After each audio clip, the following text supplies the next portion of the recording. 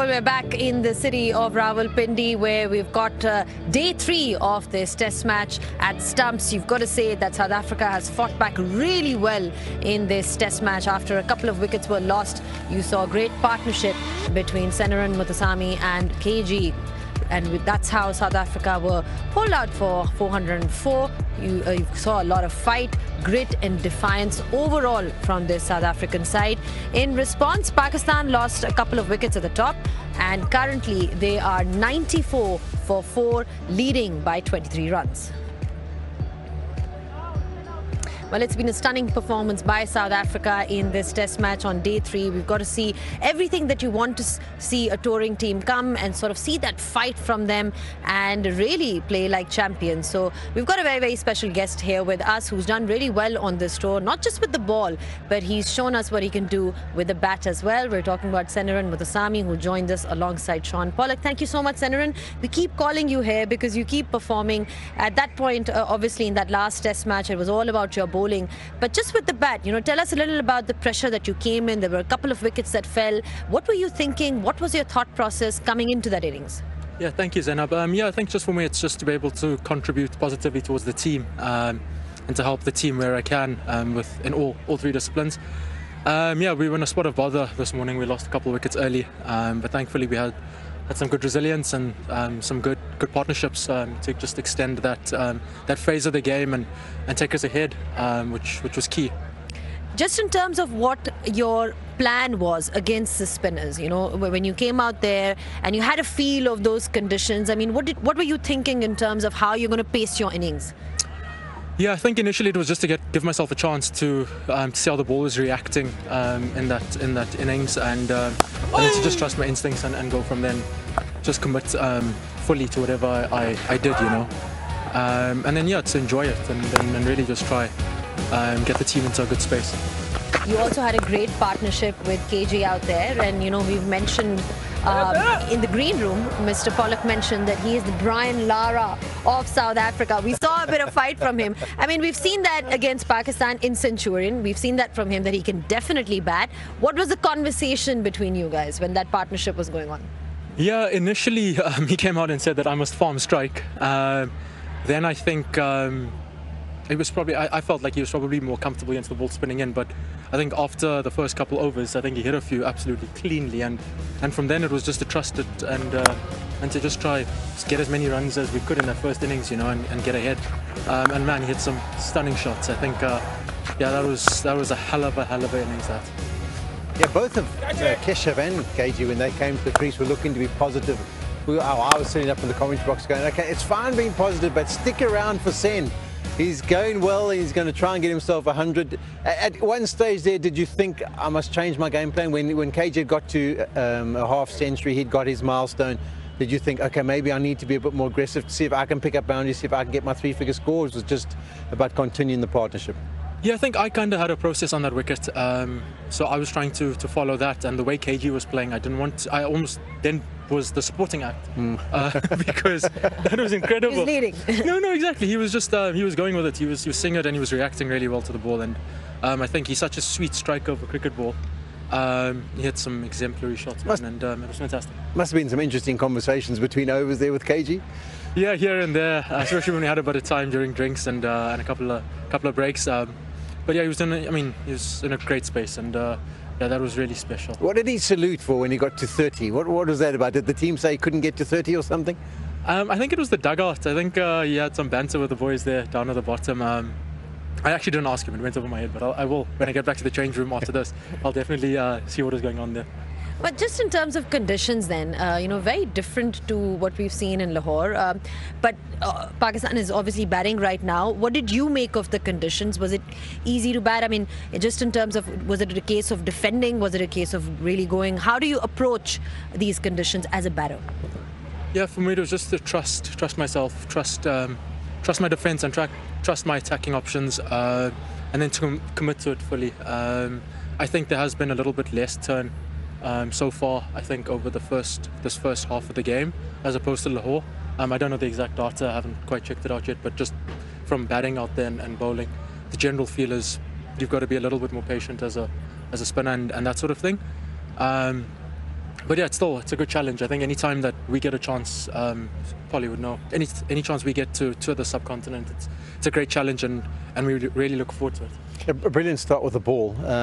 Were you surprised a little bit in the first innings how little you bowled? No, because I think just the way the situation of the game was, and the way the pitch reacted, I think Harmy and Kirsch did a really good job for us. And yeah, I think maybe on a different day I might have bowled a few more overs, but we're not talking much. I think it's much of a muchness.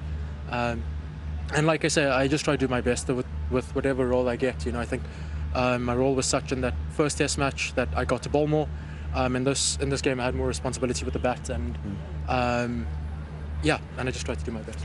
Well, you were absolutely magnificent today. Thank you so much for your time, and all the best. Tomorrow is going to be a cracker day in this test match with South Africa almost sniffing a victory. So lots of action lined up for you tomorrow. But for now, we'll take a short break.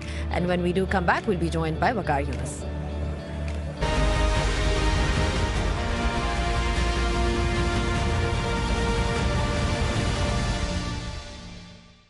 Well, it's been a comeback of sorts by South Africa. Pakistan are leading by 23 runs, but South Africa will be hoping to get those 6 wickets early tomorrow. So plenty to look forward to, but we're just sort of looking back at what happened today, and we've been joined by Waqar Younis. Waqar, Pakistan had an advantage at the top when they got those early wickets, but they managed to lose that control and give momentum to South Africa. Where do you think things went wrong for them today?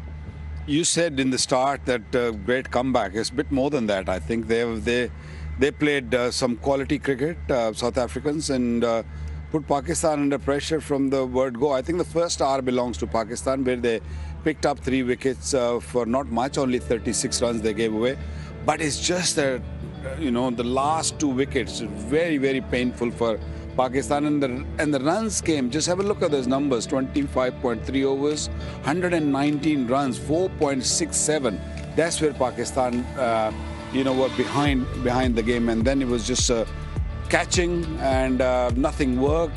They were tired bodies. They were just hoping against the hope that they might pick up a wicket, but there was no real purpose. There was no real what should I say, plan to sort of get those wickets, and had to pay for it now. I mean, Pakistan way behind in this game now, to come back tomorrow and do something special to get back. Right. And also that scoring rate, when you look at the amount of runs, the 4.5, I mean, it's very clear, Polly, that the approach from South Africa was very much positive. Like, we got to see some really good cricket from them. Yeah, it was positive, but it wasn't reckless. And, we touched on that graphic the other night where Pakistan had lost all those wickets, like 17 for 5, 17 for 6, 17 for 5. And this just shows you what contribution you can make as a team if you just apply yourself down the order.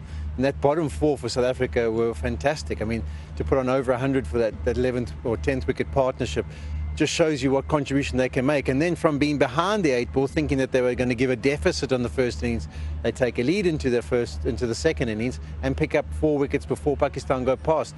So those have major impacts on the game, and that's where sometimes people go, oh, well, that's the way I play. No, you have to play yourself. You have to understand how important the little spells can be. And also, Waqar's touched on it, you get tired in Test cricket. It's a mental game and a physical game where if you keep a team out there for a long period of it, they start to make mistakes. They start to give you worse deliveries, and you can put pressure and make them pay. And that's what South Africa did. So nicely poised. South Africa have got to be comfortable now, thinking that they've got 4 wickets in hand. But the way Bubba played, you know that Pakistan aren't going to lie down, and there's still a chance. And whatever you have to chase is still going to be quite difficult on that surface. And one could sense it when they came to bat. You could tell that, they look tired, they look worried, and Pakistan are going to lose wickets. We all knew it in the com box, the way they came and the way they approached the game, and it was no surprise for me because they were tired, mentally tired, and bodies were tired. So yeah, and on the other side, if South Africa had a deficit and they'd come out, they would have been, oh, okay, now we have to try and do it.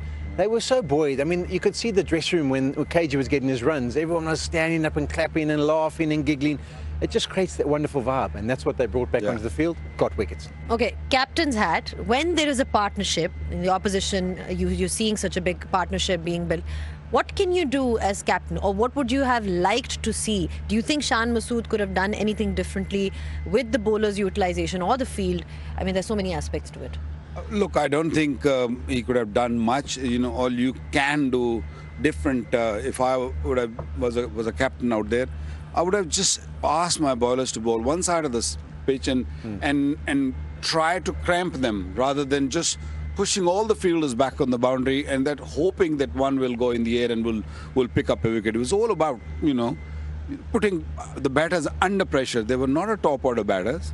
You just bowl with the plan a little bit. I thought the plan was missing. Fielders were all pushed back very early.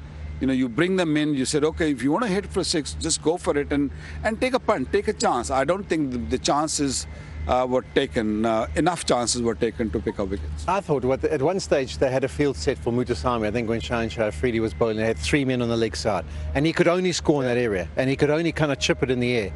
They never did that to Rabada. Rabada is one of those guys who's going to make a mistake. Even when the spinners won, they allowed him to score everywhere. Yeah. If they had just isolated a leg side field and said to him, okay, we're going to bowl into your pads, we're going to have a silly points, a short leg and a leg slip, and you can only sweep to score, Rabada would have made a mistake. But they didn't. They kind of thought, he's going to make a mistake. We don't really have to be clever about this field. They kept giving the opportunity to score, and he just kept backing him. And also from Shaheen, I thought, all the good bowling from the previous match, even in the first inning, he totally lost it. The length wasn't there anymore. He was just trying to force the ball to go through the defenses, and they were very good at defense. And then he got tongued also, and I thought Shaheen didn't bowl that well.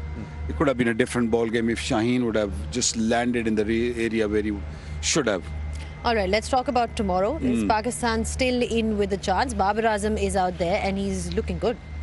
Yeah, he's looking good. That's very plus for Pakistan. Rizwan's still out there. But the only big issue for Pakistan is if they lose 1 or 2 early wickets, game will be done very, very quickly. So a lot depends on Babar. Babar's got to get 100, not only 100, but got to get a big 100. And if he gets it, what we saw today, he looked really good. If he can carry on and, build on this and make a big 100, and give Pakistan an opportunity to score maybe 160 and 70. Anything will do after 150. For that, they have to bat well, and also you got to give a chance to your bowlers to just have a little rest because they've been out there in the field for 120 overs. When do you think South Africa will start maybe worrying a little bit when they're seeing this lead? But what do you think they're comfortable with? Yeah, I mean, anything if they can keep it under 200, anything between 150 and 200 will start to become a little bit of a challenge. We'll take it if you give us now. We'll take it tomorrow morning. I'm sure you would. But I think it's these two. What we've seen in the trend is that South Africa have been able to wrap up that tail quickly. So they'll be in that dressing room thinking 2 wickets. Salman Aliaga comes to the crease next. If we can break this partnership, get one of those other guys out, get the tail enders in, hopefully we can wrap it up nice and quickly. But you wouldn't want to chase too much. You want to try and be like really miserly about how many runs you give away and keep applying that pressure. Well, KG definitely showed that he's not a tail ender. He scored runs against Pakistan in Centurion, once again against Pakistan here in Pindi as well. So it's going to be an interesting day 4. We call day 3 the moving day. Day 4 is going to be the one that decides pretty much what's going to happen in this match. Now you can catch all the action on this stream that we've got for you in the UK. It's all the live action coming up against South Africa, the Tri-Series, everything else on live.pcb.com.pk. Right, we join you once again tomorrow for all this action. Like I said, day 4 is going to be crucial, and I'm sure you'll all be following this coverage. Remember, it starts at 9:30 a.m. All right, thank you so much, gentlemen, once again for your time and your thoughts. It's been a great day's cricket overall. This is what we love about Test cricket, that it brings all the drama, all the twists and the turns, and it's great to see that South Africa is really, really making a match out of it. In fact, they are ahead right now. So plenty to look forward to tomorrow. Until then, it's goodbye.